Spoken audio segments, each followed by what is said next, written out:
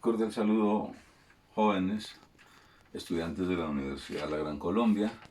A través del uso de la plataforma vamos a avanzar en los desarrollos de los contenidos preparados para el curso de sucesiones.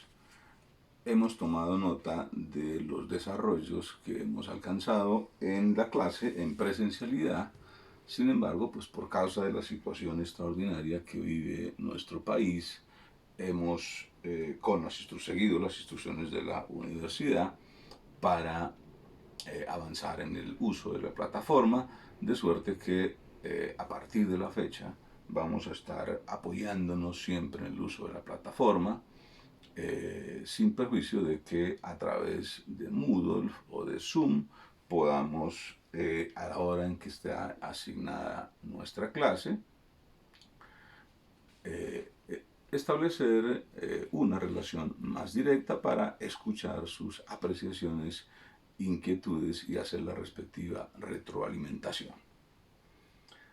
Retomamos entonces a partir de el avance que hemos tenido en la clase, recordando que estamos definiendo la manera como el Código Civil distribuye la herencia entre los asignatarios a falta de disposiciones testamentarias, habiendo conocido ya cuáles son las asignaciones forzosas, cuáles son los elementos que integran el activo de la herencia, cuáles son los elementos que integran el pasivo, y cómo se extrae la porción conyugal. Vamos a conjugar todos esos elementos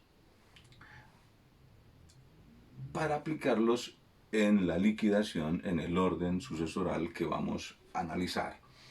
En el día de hoy vamos a concentrarnos en el estudio de las reglas del tercer orden hereditario.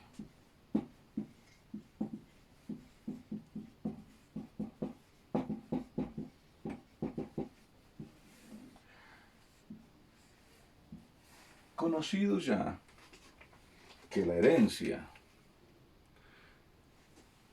ubica o identifica como primeros beneficiarios a los descendientes del causante.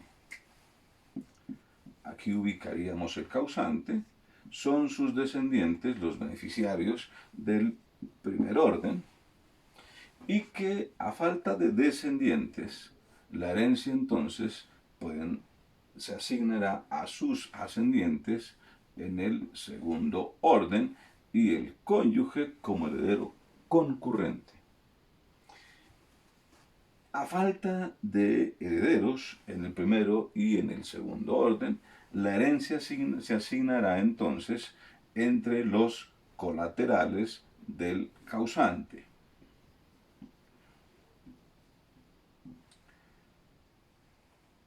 Básicamente sus hermanos, y como vamos a verlo también pueden recibir en este caso herencia los sobrinos por derecho de representación,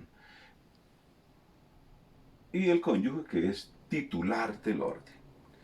Distinto de como mencionábamos, y en el cuarto orden, que sería los sobrinos, en el cuarto orden que ya sería los colaterales de grado inferior, es decir, colaterales de tercer grado, y finalmente en el quinto orden el Instituto Colombiano de Bienestar Familiar. Sobre la base de que estos órdenes son excluyentes, que significa que solamente hay lugar a distribuir la herencia en el quinto orden, a falta de titulares de todos los cuatro órdenes anteriores, o de cuarto orden a falta de titulares de los tres órdenes anteriores, y así sucesivamente. En este caso nos vamos a ocupar de la liquidación de la herencia en el tercer orden hereditario.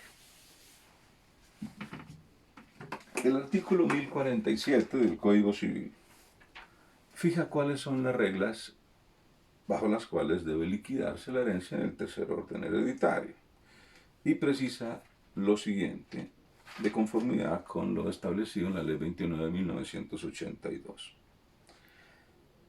Si el difunto no deja descendientes, ni ascendientes, ni hijos adoptivos, ni padres adoptantes, le sucederán sus hermanos y su cónyuge. La herencia se divide, la mitad para éste y la otra mitad para aquellos, por partes iguales. A falta de cónyuge, llevará toda la herencia los hermanos, y a falta de estos, aquel.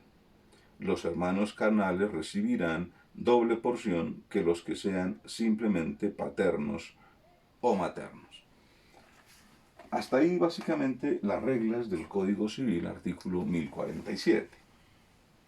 Sobre la base de esas reglas, entonces tenemos que establecer unos mínimos contenidos teóricos que nos vayan permitiendo entender la manera como están definidos desde la ley los beneficiarios. Y entonces tenemos que tomar nota de lo siguiente. Son reglas entonces del tercer orden hereditario las siguientes. Trataríamos de resumirlas para que ustedes tomen nota y diríamos entonces, como primera medida, que la herencia en su totalidad es de libre disposición. Es decir, que en este caso no hay beneficiarios titulares ni de legítimas ni de mejoras. En segundo orden, que son sus beneficiarios, el cónyuge, pero no solamente el cónyuge, sino también el compañero o compañera permanente, de conformidad con lo previsto en la sentencia de Corte Constitucional C-238 del año 2012. Esta sentencia básicamente consagró que el compañero permanente o compañera permanente, bajo las condiciones descritos en esa sentencia, tienen también derecho hereditario en las mismas condiciones en que podrían tenerlo el cónyuge. Por esa razón, hablamos de que la mitad de la herencia se distribuye para el cónyuge, compañero o compañera permanente. Son también titulares del orden. Entonces, los hermanos del causante. Hermanos. Y ya avanzamos entonces en cómo se distribuye esa herencia. La mitad se distribuye para el cónyuge, compañero o compañera permanente, y la mitad para los hermanos. Avanzamos con otra regla que sería la siguiente. A falta de cónyuge, la totalidad de la herencia la recibirán los hermanos, y a falta de hermanos o de sobrinos por derecho de representación, como vamos a verlo, la totalidad de la herencia la heredan el cónyuge, compañero o compañera permanente. Es decir, aquí opera el fenómeno conocido como acrecimiento en beneficio de sus titulares. Ahora bien, otra nueva regla sería la siguiente. En el evento de que alguno de los hermanos estuviera en las hipótesis que dan lugar al derecho de representación, valga mencionar, premuerte, desheredamiento, indignidad o repudio, los sobrinos del causante, por derecho de representación, entonces, se reparten la cuota a que podría tener derecho el causante. Entonces, básicamente, lo representaríamos de la siguiente manera. Aquí tenemos el causante, sus padres X y Y, los identificamos con una cruz para mostrar que son premuertos, es decir, que ellos no tienen derecho hereditario, pero nos permite ubicar aquí a los hermanos. Vamos a poner a modo de ejemplo A y B, hermanos del causante. Estos hermanos del causante, entonces, pues se reparten la mitad de la herencia que le corresponde a los colaterales y la otra mitad para el cónyuge, compañero o compañera permanente. Pero puede ocurrir que alguno de estos hermanos haya fallecido o que esté en las otras hipótesis que mencionamos del derecho de representación. Recordemos nuevamente que además de la premuerte, el heredero puede estar en la hipótesis del desheredamiento de la indignidad o haber repudiado la herencia. Y por ejemplo, entonces, en el caso de B, podríamos mencionar que este es un premuerto, pero que dejó dos descendientes de primer grado, B1 y B2. En este caso, entonces, B1 y B2 se reparten por derecho de representación la cuota que legalmente hubiese podido recibir B si hubiese heredado. Bien, hasta ahí está claro entonces la posibilidad del ejercicio del derecho de representación, que ya estudiamos cuando trabajamos el primer orden hereditario, pero que aquí nuevamente vuelve a ser relevante. Como vimos, este fenómeno no operó en el tema del segundo orden hereditario, como quiera que sus beneficiarios, por disposición de la ley, siempre son los descendientes del representado. Por esa razón, como lo precisamos cuando tuvimos la oportunidad en el salón de identificar a doble columna las diferencias entre el derecho de representación y el derecho de transmisión, veíamos cómo una de las características del derecho de representación es que solo, o del fenómeno de representación, es que solo opera en el primero y en el tercer orden hereditario, justamente el que estamos analizando en esta oportunidad. Otra de las reglas muy relevante para el caso es la siguiente, y es la que se encuentra pues en el último inciso de el artículo 1047 que acabamos de estudiar. Entonces señala que los hermanos, vamos a encontrarla por aquí, dice, los hermanos carnales reciben doble porción que los que sean simplemente paternos o maternos. Es decir, aquí ya tenemos una categoría de hermanos que tenemos que tener en cuenta a la hora de la liquidación. Cuando identificamos en esta gráfica que A, B y C nacen del mismo punto, estamos relacionando que todos los tres son hermanos de doble conjunción, es decir, comparten a su mamá y comparten a su papá. Los identificamos siempre con el cromosoma 23, X para la madre, Y para el padre. Pero puede ocurrir que tenemos un descendiente de Y, vamos a llamarlo W. Este descendiente, entonces, es hermano del causante, pero solamente comparte a su papá. Por eso lo llamaríamos hermano de simple conjunción. Identificamos entonces a quienes son hermanos del causante de doble conjunción, es decir, quienes comparten papá y mamá, que sería A y B, y un hermano medio, también conocido así, o hermano de simple conjunción, en este caso W, que es solamente hijo de el papá del causante, es decir, lo que en términos sociales conoceríamos como el hermanastro. Y esta diferencia o categorización que hace la ley, en este caso, pues es muy relevante a la hora de la distribución de la herencia, como quiera que precisa la norma, otra vez lo leemos, los hermanos carnales recibirán doble porción que los que sean simplemente paternos o maternos. Aquí tenemos un hermano paterno, tenemos dos hermanos carnales.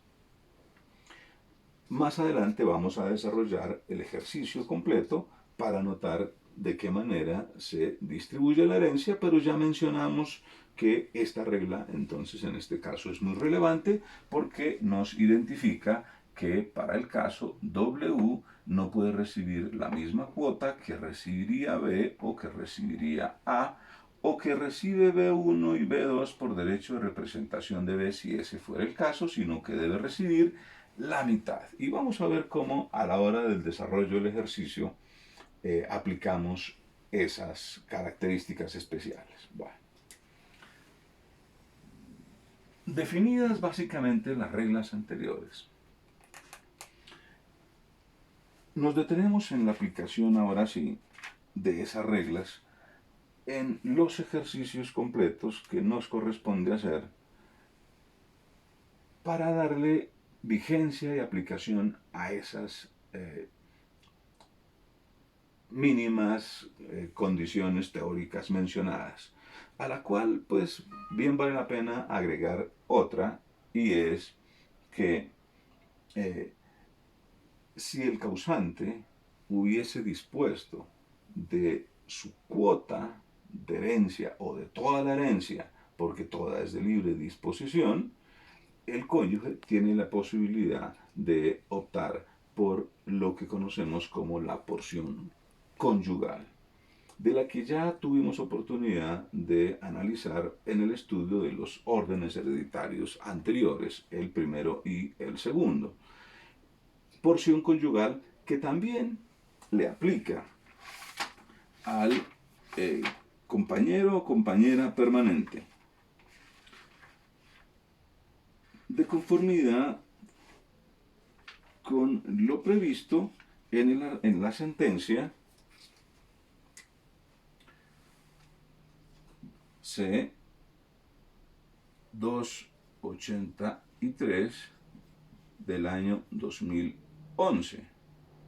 A través de esta sentencia también, entonces precisó la Corte Constitucional, hay lugar a que el compañero o compañera permanente reciba derecho de porción conyugal en las mismas condiciones en que la ley lo prevé para el cónyuge. Con esas precisiones, entonces, mencionando finalmente que en el evento de disposición testamentaria que comprometa el derecho del cónyuge a recibir en la herencia o compañero permanente, el cónyuge tiene la posibilidad, o cónyuge o compañero permanente, a reclamar lo que hemos denominado la porción conyugal,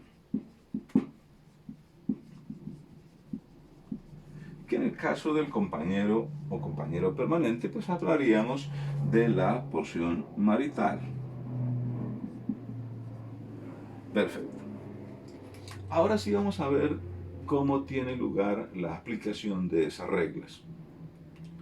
Sin alterar y tomando como referente este mapa conceptual básico que nos permite identificar como los protagonistas de este orden hereditario. Ahora sí, entonces, para la aplicación de los ejercicios y sobre la base de un activo bruto herencial, que como hemos visto en clase se integra de 4 conceptos básicos. En primer lugar, los bienes propios del causante.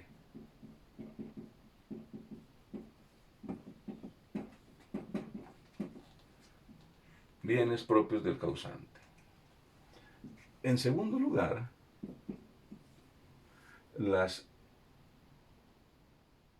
los gananciales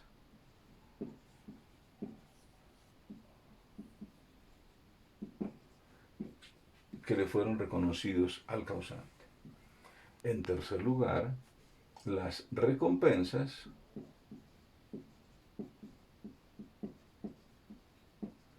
a favor del causante. Y finalmente, los bienes abandonados.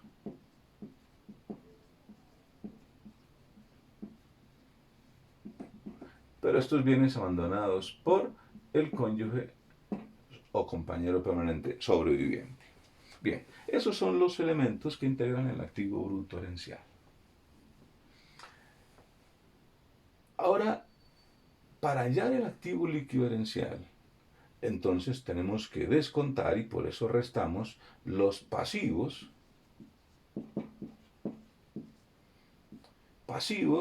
que aparecen relacionados en el artículo 1016 también del Código Civil, como o bajo el concepto de bajas o deducciones generales de la herencia, y que son básicamente las siguientes. Primero, las costas de la publicación del testamento, si lo hubiera, y las demás anexas a la apertura de la sucesión. Segundo, las deudas hereditarias. Tercero, los impuestos fiscales que gravaren la masa hereditaria. Cuarto, las asignaciones alimentarias forzosas. Y quinto, la porción conyugal. Entonces, de esos pasivos relevantes, lo que nos interesa en esta ocasión tener en cuenta es que uno de ellos es la porción conyugal. Dijimos también la porción marital en el caso que se trate de compañero permanente. Ahora, ¿a cuánto corresponde la porción conyugal en este orden hereditario, de conformidad con lo previsto en el artículo 1236 del Código Civil? La porción conyugal o porción marital corresponde a una cuarta parte de la herencia, es decir, del activo bruto hereditario. Pues bien, ahora sí, hecho ese ejercicio, el resultado de esa operación nos arroja lo que se conoce como el activo líquido herencial, que es lo que se va a distribuir entre los herederos en el cuadro de las asignaciones. Vamos a ubicarlo por aquí. Cuadro cuyos partes serían en esencia las siguientes. Primero, como siempre, aquí irían los asignatarios, aquí irían los totales, y los totales corresponderán a el activo líquido herencial. La parte interna que corresponde a la manera como se fracciona la herencia, teniendo en cuenta que toda es de libre disposición, entonces no tiene ninguna partición, sino que corresponde a la totalidad de la herencia. Y entonces vamos de una vez a aplicar un ejemplo sobre una herencia de 300 millones de pesos como activo líquido herencial. Vamos a ubicar esos 300 millones de pesos aquí. Vamos a identificar la totalidad de la herencia, que serían los mismos 300 millones. ¿Por qué no fraccionamos en varias partes la herencia? Porque en este caso no hay asignaciones forzosas, ni de legítimas ni de mejoras. Perfecto. Ahora sí, sobre la base de este mismo ejercicio, en que A y B vamos a dejarlos hasta aquí. A y B herederos, pero también W como heredero de simple conjunción, y además el cónyuge por derecho hereditario. Entonces mencionamos que son los asignatarios A, B, W y C. Insisto, estamos liquidando la herencia bajo estricto órdenes legales, sin consideración a asignación testamentaria, porque en este primer ejemplo no la hay. Pues bien, tomando en cuenta entonces las reglas acabadas de enunciar, precisando entonces que la mitad de la herencia le corresponde al cónyuge y la otra mitad se distribuye entre los colaterales del causante, entonces diríamos que sobre 300 millones de pesos, que es el activo líquido herencial, son 150 millones los que les corresponde al cónyuge. Ahora bien, teniendo claro eso y debiendo aplicar las reglas que nos dicen que en este caso vamos a identificarlo con este color para hacer notar la diferencia, siendo W heredero también en su condición de hermano del causante, pero heredero de simple conjunción y no hermano carnal o de doble conjunción, como si lo son A y B, entonces vamos a mirar matemáticamente cómo distribuimos los 150 millones de pesos restantes, de manera que cumplamos lo previsto en el inciso final del artículo 1047, y esto es que los hermanos carnales reciban la doble porción de lo que puedan recibir los simples paternos o maternos. ¿Cómo representamos entonces numéricamente este precepto legal? Como quiera que nos quedan por repartir 150 millones, que es la cuota de los hermanos.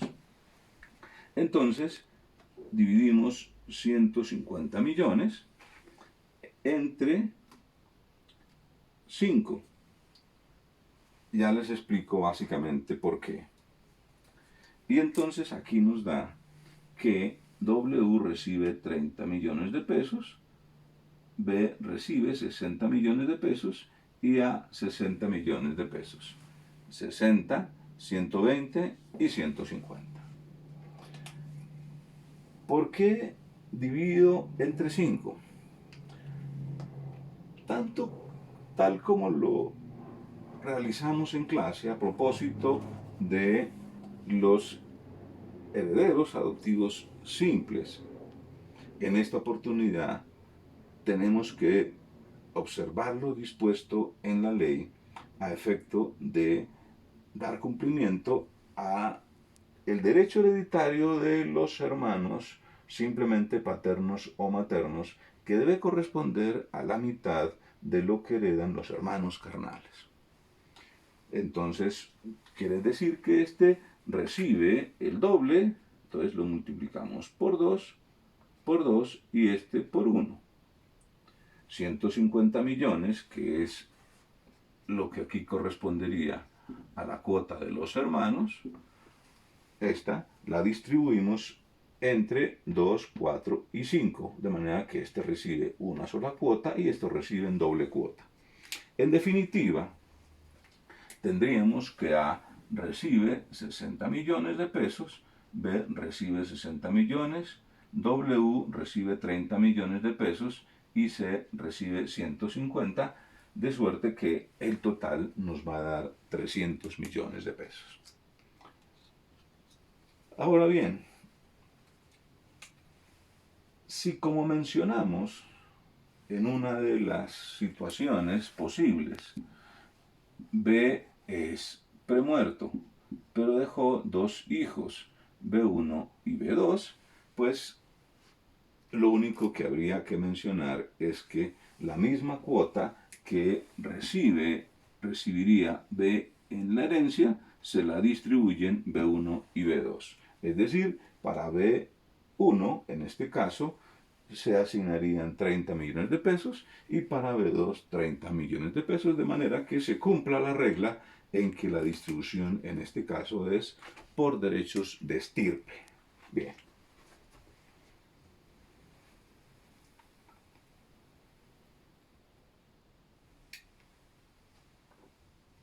Como elemento adicional debemos mencionar que el cónyuge, por disposición testamentaria, pudiese ser despojado del derecho hereditario. ¿En qué evento? Existe un testamento y entonces tenemos que, bajo esa hipótesis, el testador dejó la totalidad de su herencia a un tercero, que pudiera ser cualquier persona distinta de los que van a recibir cuota hereditaria. Por concepto de tercero, desde el punto de vista sucesoral, entonces, entendemos aquellos que son distintos de quienes son titulares del orden en el cual estamos liquidando la herencia. Muy bien. Si ese fuese el caso, entonces, habría que reclamar o advertir si hay lugar a ello para que el cónyuge pudiera tener derecho a porción conyugal y respetar ese derecho que, como dijimos, es de asignación forzosa. Si esa fuese la hipótesis, entonces tenemos que devolvernos a este cuadro y tomar en cuenta entonces que del activo bruto herencial tenemos que extraer la porción conyugal. A modo de ejemplo, si el activo bruto herencial nos dio, activo bruto nos dio 400 millones de pesos, entonces sobre el activo bruto herencial le pagamos al cónyuge la porción conyugal que corresponde a una cuarta parte de conformidad con el artículo 1236, es decir, que corresponderá a 100 millones de pesos. Siendo ello así, entonces, el activo líquido herencial, aquí no nos cambia, serían los mismos 300 millones de pesos.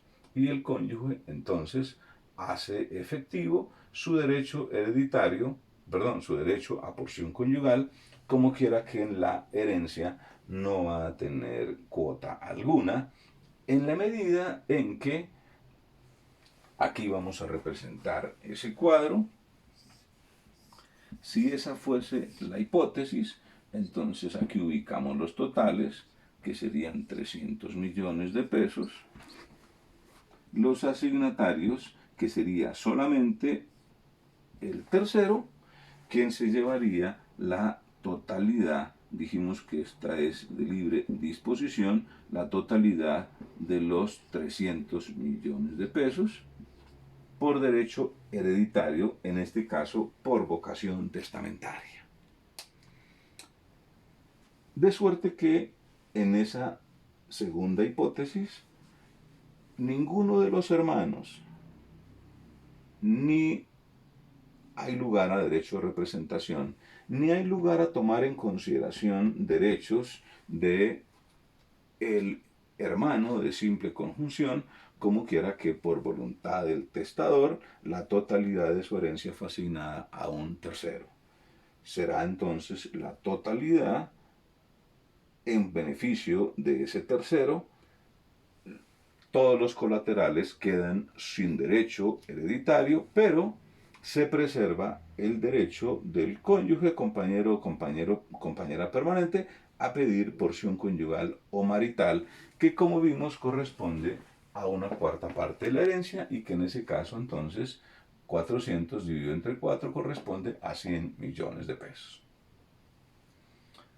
Finalmente debemos tener en cuenta que en la liquidación de la sociedad conyugal es posible que el cónyuge hubiese recibido bienes y que entonces no aplique para reclamar lo que conocemos como porción conyugal completa y que solamente pueda tener derecho al complemento.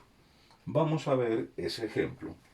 Y entonces, previo a la liquidación de la sucesión, debimos haber realizado el de la liquidación de la sociedad ya en presencia de bienes sociales, entonces vamos a decir que hay unos bienes sociales que valen bienes sociales que valen 100 millones de pesos, lo que significa que de aquí concluimos que hay unos gananciales del cónyuge sobreviviente de 50 millones y que hay unos gananciales del cónyuge sobreviviente, perdón, del causante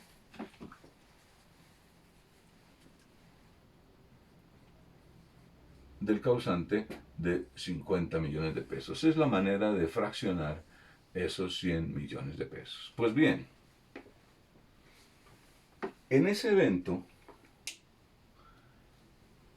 vamos a liquidar la sucesión.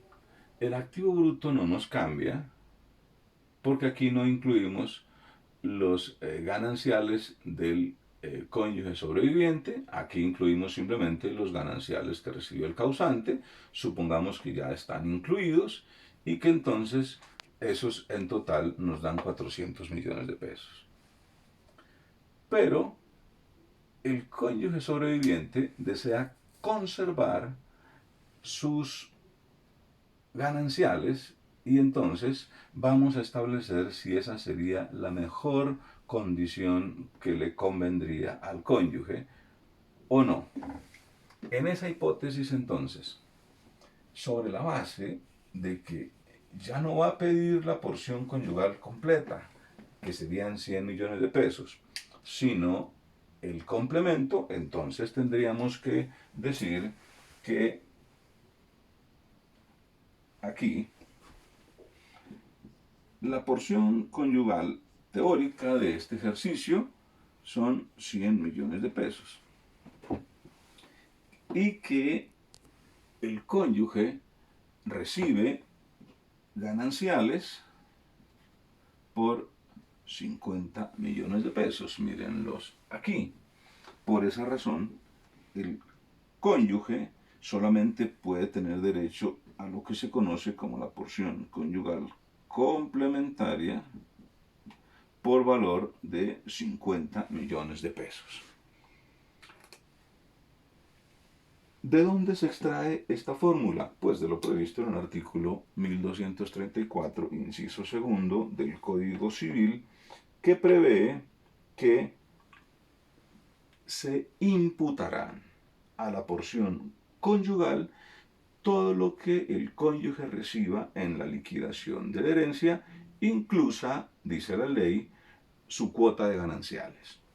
Si como gananciales entonces el cónyuge sobreviviente tiene 50 millones de pesos, restamos de la porción conyugal teórica, que son 100, sus gananciales, lo que significa que tendríamos 50 millones de pesos. Ahora sí, llevado al ejemplo, el ejercicio, tendríamos que decir que de el activo bruto de la herencia extraemos el complemento, entonces hablaríamos de porción conyugal ya no completa, sino complementaria, por valor de 50 millones de pesos. Lo que significa que el activo líquido herencial, en este caso, serían 350 millones de pesos.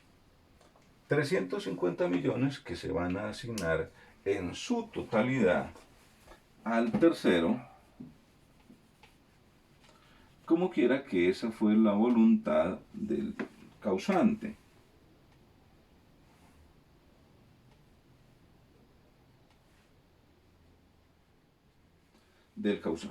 En esta hipótesis, entonces, que es tercera hipótesis, los colaterales del causante no reciben nada, asignamos la totalidad de la herencia a el tercero por disposición del testador y en esa medida damos cumplimiento al testamento, pero preservamos el derecho de asignación forzosa de que es titular el cónyuge o compañero permanente a título de porción conyugal, en este caso complementaria. Hasta ahí la tercera hipótesis. Sin embargo, como quiera que una de las posibilidades que le reconoce la ley al cónyuge o compañero permanente titular de gananciales es abandonarlos para recoger su cuota de herencia o de porción conyugal completa. Entonces esa sería la cuarta opción que vamos a analizar inmediatamente. Y entonces aquí decimos que el cónyuge abandona a la herencia sus 50 millones de pesos, razón por la cual aquí los vamos a incluir. Bienes abandonados, 50 millones de pesos, lo que significa que en totalidad el activo bruto herencial nos queda en 450 millones de pesos. Ahora bien, ahora sí, sobre 450 millones de pesos, vamos a extraer la cuarta parte de la herencia, que corresponde a la porción conyugal, y entonces decimos que en este caso la porción conyugal completa, ya no complementaria, sino completa, vamos a escribirlo aquí, corresponde a 112.5, ¿cierto? Lo que significa que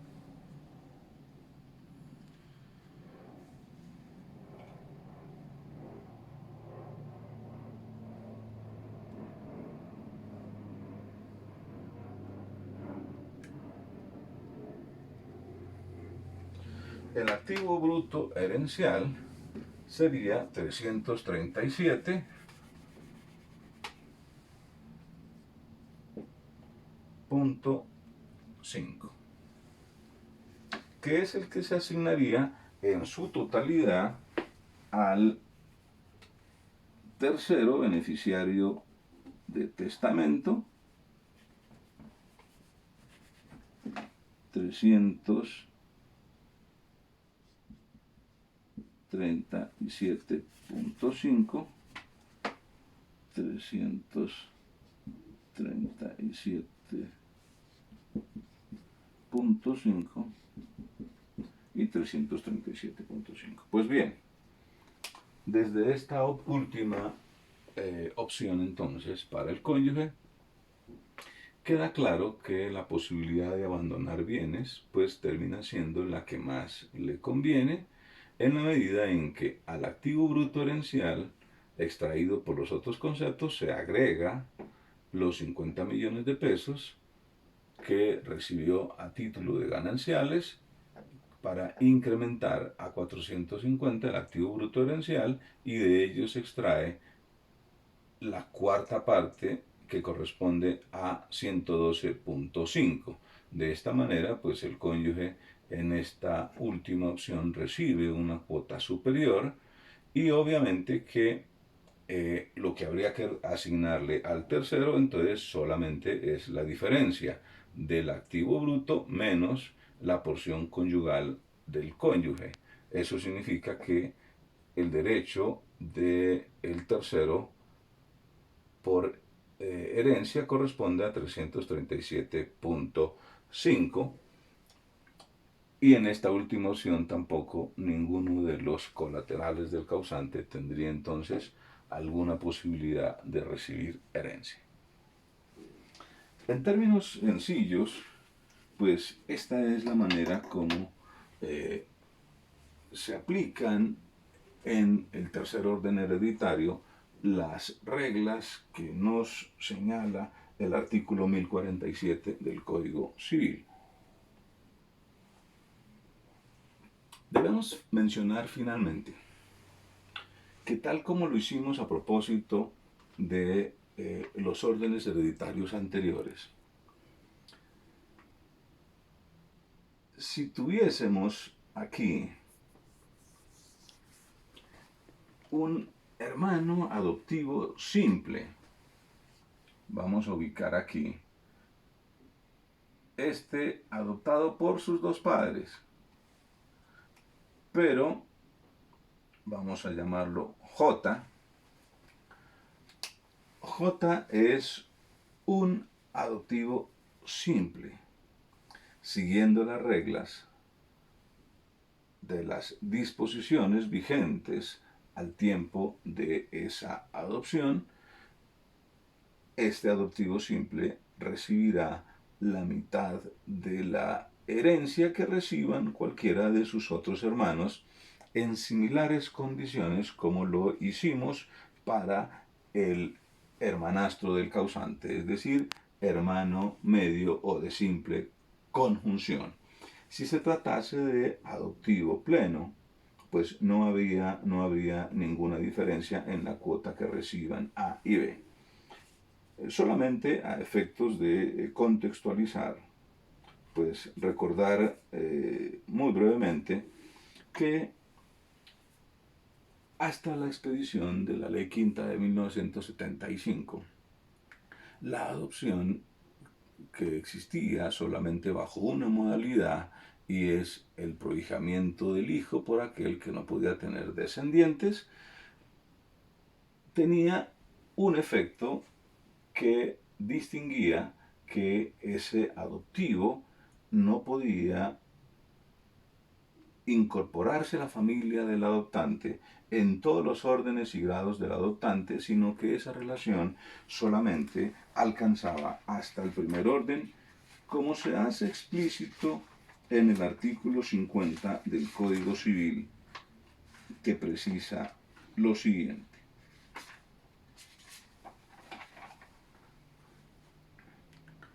Parentesco civil es el que resulta a la adopción, mediante la cual la ley estima que el adoptante, su mujer y el adoptivo. El adoptante, su mujer y el adoptivo se encuentran entre sí respectivamente en las relaciones de padre y madre e hijo. Y ojo a la apreciación siguiente, este parentesco no pasa de las respectivas personas. ¿Qué significa ello? Que bajo las reglas de esa adopción anterior, dijimos, a la ley quinta del 75, entonces ese adoptivo sería el que posteriormente se denominó adoptivo simple, y su derecho hereditario solamente podría derivarse de su padre adoptante, pero no de los demás